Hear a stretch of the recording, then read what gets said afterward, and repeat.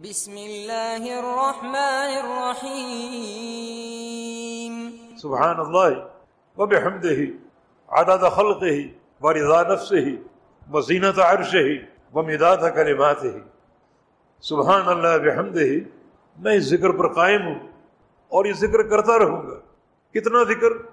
عدد خلقہ، اللہ تعالیٰ کی مخلوق کی تعداد کے برابر۔ یہ ریت کے ذرے بھی اس کی مخلوق ہے، درختوں کے پتے بھی اس کی مخلوق ہیں، اور پانی کے قطرے بھی اس کی مخلوق ہیں۔ کائنات کی ہر شے اس کی مخلوق ہے، اس کی مخلوق کی تعداد کے برابر سبحان اللہ بحمدہ کا ذکر کرتا ہوں اور اس پر قائم ہوں۔ ورضا نفسہ، اتنا ذکر کرتا ہوں جو اللہ کو راضی کر دے، اللہ کو خوش کر دے۔ وزینت عرشہ، اتنا ذکر کرتا ہوں جو اللہ کے عرش کے وزن کے برابر ہو۔ اس کے عرش سے بھاری کوئی چیز نہیں ہے، اس کے سب سے بھاری مخلوق اس کا عرش۔ سبحان اللہ بحمدہ، یہ ذکر اللہ تعالیٰ کے عرش کے وزن کے برابر۔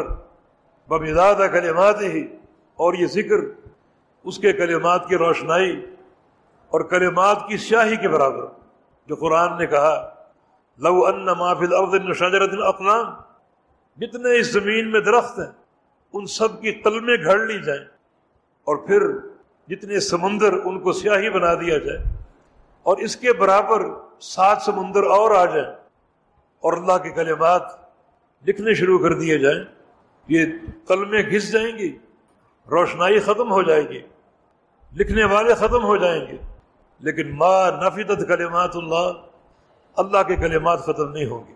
سبحان اللہ بحمدہ، اس کے کلمات کی روشنائی اور اس کے کلمات کی سیاہی کے برابر یہ ذکر جو صحیح بخاری کی حدیث سے ثابت ہے، عظیم الشان ذکر۔ ایک روز رسول اللہ صلی اللہ علیہ وسلم فجر کی نماز پڑھ کے اپنے گھر سے باہر تشریف لے گئے۔ گھر کی مسجد میں آپ کی بیوی ام المومنین جویریہ بنت حارث اللہ کا ذکر کر رہی تھی۔ جب پیارے پیغمبر واپس لوٹے، کافی دیر بعد، گھنٹوں بعد گھر تشریف لائے، تو جویریہ بنت حارث اسی مقام پر موجود تھی اور اللہ کا ذکر کر رہی تھی۔